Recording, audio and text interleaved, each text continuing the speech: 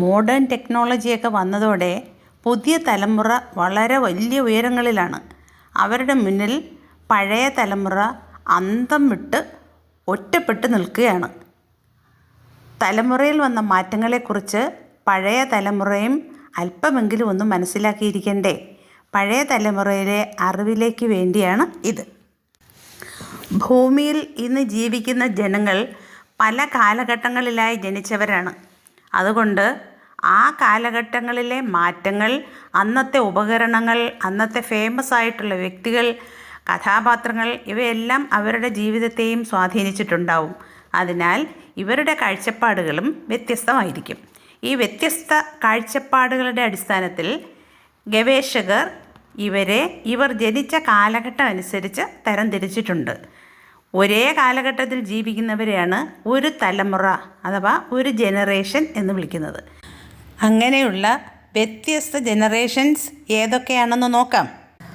1901-നും 1927-നും ഇടയിൽ ജനിച്ചവർ the greatest generation എന്നാണ് അറിയപ്പെടുന്നത്.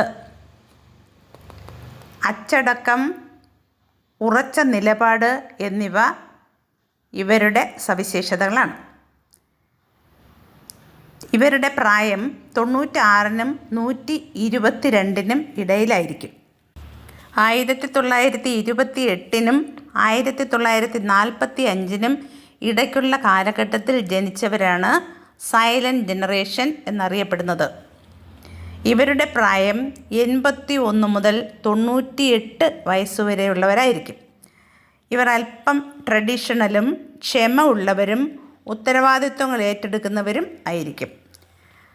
മഹാമാന്യത്തിൻ്റെയും രണ്ടാം ലോക മഹായുദ്ധത്തിൻ്റെയും കാലഘട്ടത്തിലൂടെ കടന്നു പോയവരാണിവർ. ഇവർക്ക് ടെക്നോളജിയുമായി വലിയ ബന്ധമൊന്നും ഉണ്ടായിരുന്നില്ല.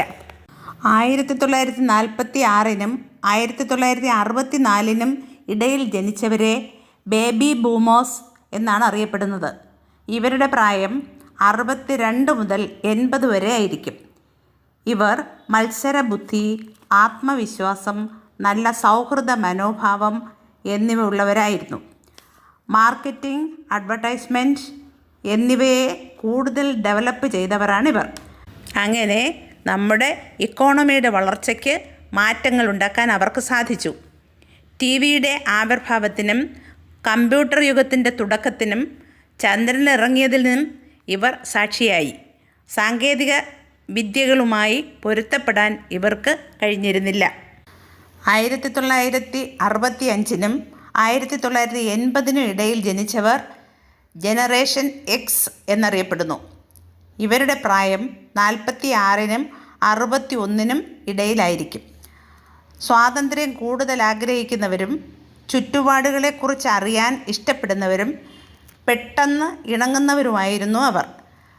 കമ്പ്യൂട്ടർ, വീഡിയോ ഗെയിംസ് ഒക്കെ അനുഭവിച്ച ആദ്യത്തെ തലമുറയിൽപ്പെട്ടവരാണിവർ. 1981-നും 1996-നും ഇടയിൽ ജനിച്ചവരാണ് മില്ലേനിയൽസ് അഥവാ ജനറേഷൻ വൈ എന്നറിയപ്പെടുന്നവർ. ഇവരുടെ പ്രായം 30-നും 45-നും ഇടയിലായിരിക്കും. ഇവർ റിസ്ക് എടുക്കുന്നവരും ലക്ഷ്യങ്ങൾക്ക് പുറകെ സഞ്ചരിക്കുന്നവരുമായിരിക്കും. Internet, smart phone, social media എന്നിവയുടെ വളർച്ചാ കാലഘട്ടത്തിലാണ് ഇവരും വളർന്നത്.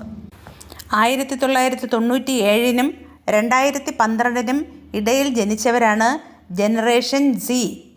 ഇവരുടെ പ്രായം 14-നും 29-നും ഇടയ്ക്കായിരിക്കും.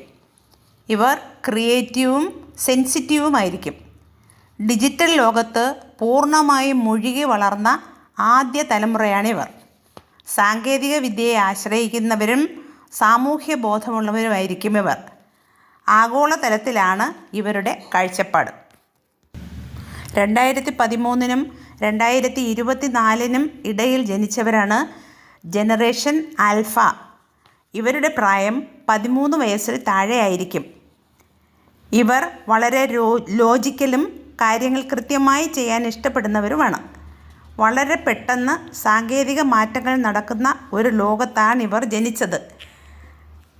ജനിച്ചപ്പോൾ മുതൽ മൊബൈൽ ഫോണും AI ഒക്കെ ഉപയോഗിക്കുന്നു ഏറ്റവും വിദ്യാസമ്പന്നരും സാങ്കേതിക വിദ്യയുള്ള തലമുറയും ഇവരായിരുന്നു.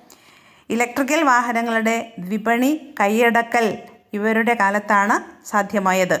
2025 തുടങ്ങി 2039 വരെ ജനിക്കാൻ പോകുന്ന തലമുറയാണ് ജനറേഷൻ ബീറ്റ. മില്ലേനിയൽസിലെ ഇളമറക്കാരുടെയും ജെൻ സിയിലെ മുതിർന്നവരുടെയും കുട്ടികളായിരിക്കും ബീറ്റ ജനറേഷനിൽ ഉൾപ്പെടുന്നത്.